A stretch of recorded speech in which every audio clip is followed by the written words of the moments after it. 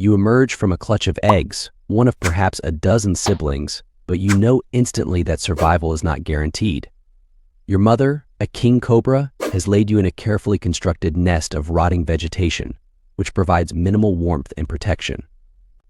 Unlike many creatures who receive prolonged parental care, your time with her is brutally short. Within days of hatching, you are entirely on your own. Your tiny, translucent body is barely 4 inches long, and you're already marked for death. Predators see you as nothing more than a quick meal. Birds of prey, mongooses, large lizards, and even other snakes view you as nothing more than a potential snack. Your survival depends entirely on instinct and rapid learning. You're born with venom, a genetic gift that's both your weapon and your protection, but you must learn how to use it effectively. Your first lessons are about concealment, blending into the undergrowth, remaining absolutely still, using your mottled skin as camouflage against leaves and soil. Hunting is a deadly game of patience and precision. You start with tiny prey, insects, small lizards, tiny amphibians. Each hunt is a risk. One wrong move could mean your own demise. Your venom is your primary tool, a neurotoxin so potent that it can paralyze prey almost instantly. But delivering that venom requires perfect striking technique, which you must learn through dangerous trial and error. As you grow, reaching perhaps 2 to 3 feet in length, you become more vulnerable in some ways.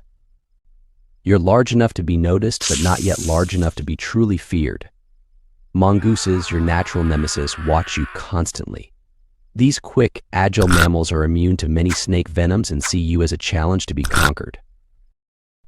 Your diet evolves. From tiny insects, you progress to rats, small birds, and occasionally other snakes. Each meal is hard-won, each hunt a potential death sentence. Your hunting strategy becomes more sophisticated. You learn to strike with lightning speed, to sense vibrations through the ground, and to detect the warmest bodies in complete darkness. By the time you reach full maturity at about 4 to 5 years, you're a formidable king cobra, potentially growing to 18 feet long. But this doesn't mean safety. Larger predators like pythons, big cats, and aggressive birds of prey still see you as potential prey or competition. Mating is its own battlefield. Female king cobras are notoriously selective, and male encounters can be violent. You must fight other males, demonstrate your strength, and prove your genetic worth, all while risking serious injury or death. When you finally mate, your role is brief. You'll help construct a nest of decaying vegetation, but you won't stay to protect your eggs. The female will guard them briefly, but soon they too will be left to survive on their own, just as you were. As you age, your reflexes slow. Hunting becomes more difficult. Younger snakes and predators sense your weakness. Your once perfect strikes become less precise. Your ability to detect prey diminishes. Eventually, you'll likely die not in a dramatic battle, but quietly, perhaps from injury, disease, or simply the exhaustion of constant survival. Your entire existence is a relentless struggle. From the moment of birth to your final breath, you are both predator and prey, survivor and potential victim, in a world that offers no mercy and promises no tomorrow. You enter this world after spending 12 months growing inside your mother's womb. The moment you're born, your mother and an experienced female helper, often your aunt, quickly guide you to the surface for your very first breath. You feel the cool air rush through your blowhole. This is different from most sea creatures, as you're a mammal who needs to breathe air to survive. In your first few days, you're a bit wobbly with swimming, but your mother and aunt position themselves on either side of you, creating what's called an echelon position. Their bodies create a slipstream that helps you glide through the water with minimal effort. They're teaching you one of the most crucial skills: the rhythm of swimming and breathing. Surface, breathe, dive, repeat every few seconds at first, then gradually longer as you grow stronger. Your early diet consists entirely of your mother's rich fatty milk, about 3 gallons every day. This milk is so thick, it's almost like toothpaste. helping you grow quickly and develop a thick layer of blubber that keeps you warm in the cool ocean waters. Your sleek gray body is perfectly designed for life in the sea, with your streamlined shape and powerful tail flukes. Around 3 months old, you start learning the art of hunting while still nursing.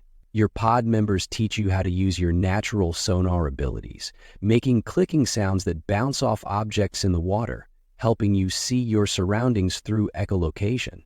You're discovering how to coordinate with your family to hunt, learning to chase fish, and gradually developing your speed and agility. By 6 months, you're becoming quite the swimmer. Your tail moves up and down, unlike fish who swim side to side, propelling you through the water with increasing grace. You're learning to breach, leaping out of the water to spy hop, rising vertically to peek at the world above the surface. These aren't just fun activities, they help you develop strong muscles and coordination. Each dolphin in your pod has a unique whistle, like a name, and you develop your own signature call. You're learning your pod's dialect and the complex social rules that govern dolphin society.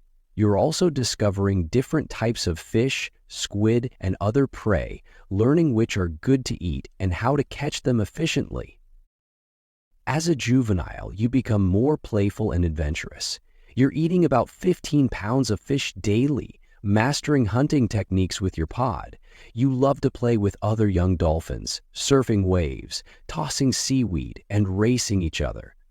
This play isn't just fun, it's helping you develop crucial life skills.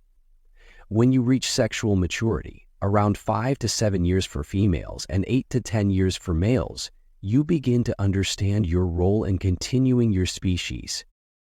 If you're female, you'll learn to care for calves, often helping with others' babies before having your own.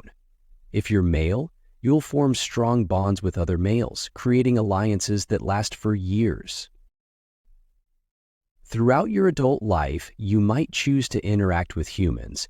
You might find yourself curious about their boats, sometimes riding their bow waves, or even cooperating with fishing boats, helping to herd fish. Your natural intelligence and playful nature often draws their attention and admiration.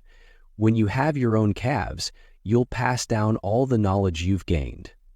You'll teach them the same swimming techniques your mother taught you, show them the best hunting grounds, and introduce them to your pod's unique culture and whistles.